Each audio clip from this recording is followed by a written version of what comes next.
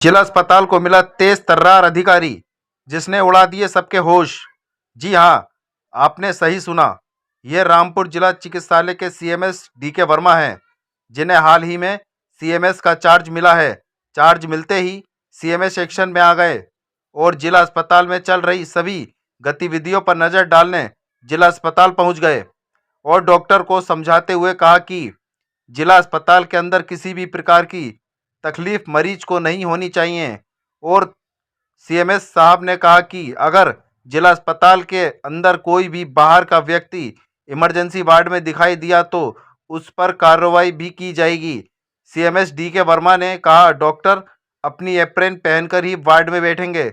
CMS DK Verma ने ward में पहुंचकर सभी मरीजों का हाल भी जाना और मरीजों के प्रति डॉक्टर का कैसा रवैया है इसकी जानकारी भी सीएमएस डीके वर्मा ने ली।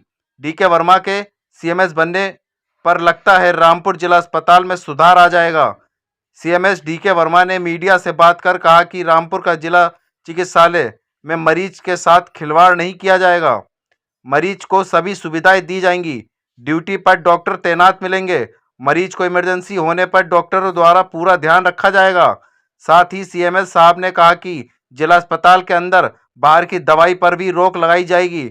जिला अस्पताल के स्टाफ द्वारा लापरवाही बरतने पर कार्रवाई के साथ साथ शासन को भी लिखा जाएगा। देखते रहिए विवेक कश्यप के साथ ये खास रिपोर्ट।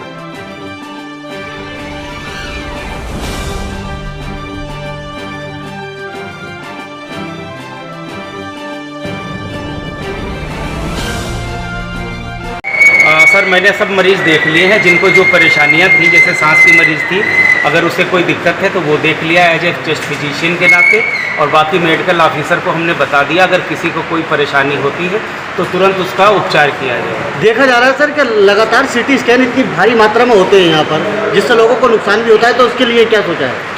सर अब हमने आज कर दिया है ऐलान और उस पर नोटिस में भी हमने चस्पा कर दिया है और कल से जो ज़रूरत होगी वही सीटी स्कैन करवाए जाएंगे और ख़ासकर वही जो अति पुअर लोग होंगे उनके सीटी स्कैन होंगे और जिनको ज़रूरत होगी, चाहे वो एक्सीडेंटल हो और अगर किसी तरीके की उनको मानसिक परेशानी है उन्हीं के सीटी स्कैन होंगे। भारी संख्या में वार्डों में और इमरजेंसी में लड़के पाए जाते हैं यहाँ पर, क्या करेंगे सर? सर मैं कल से इनकी आइडेंटिटी अलग कर रहा हूँ, ठीक है।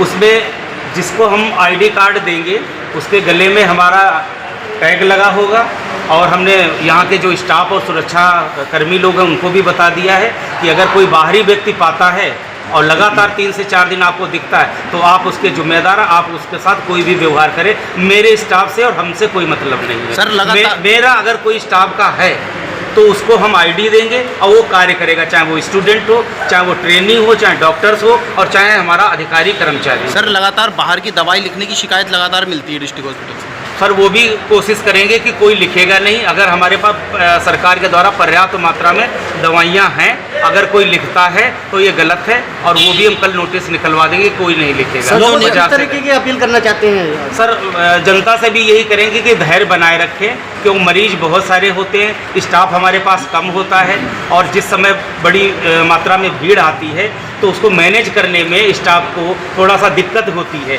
इसलिए वो भी थोड़ा धैर्य बनाए रहें। हम भी उनके जैसे हैं, स्टाफ भी उनके साथ में है, तो हम यही चाहेंगे कि थोड़ी सी धैर्यता ही उनके लिए बहुत अच्छी बात है। सर पूर्व में लगातार वीडियो वायरल हुई है रिश्वतखोरी की जिला अस्पताल की, सर इस बार सर उसमें मुझे अभी कुछ नहीं कहना। मैंने कल से ज्वाइन किया है और जो इस तरीके का कोई भी हमारे पास लिखित रूप में या पर्याप्त सबूत के पास आता है तो तुरंत कार्रवाई होगी। तुरंत मैंने जो आदेश आज बता दिए वही होगा। चौकी प्रभारी को भी आज मैंने चौकी प्रभारी जी से भी निवेदन किया है और उनको बोला भी है कि अगर आपको राउंड के समय आप अपना राउंड लें और आपको संदिग्ध कोई लगता है तो तुरंत कार्रवाई करें। और मेरा भी जो भी अधिकारी कर्मचारी मनोनीत होगा जो यहाँ पर कार्य कर रहा, चाहे वो सरकारी हो चाहे संविदा कर्मी हो, उसको कल हम किसी न किसी हालत में आइडेंटिटी कार्ड यहाँ का दे देंगे जो उसके पास हमेशा रहेगा। अन्यथा 3 से 4 दिन लगातार अगर वो मिलता है और उनको लगता है कि ये गलत है तो वो अपने हिसाब से उस पर कार्रवाई करें। ये मैंने दिशा निर्देश दे दिए हैं इंस्पेक्टर साहब। Okay sir.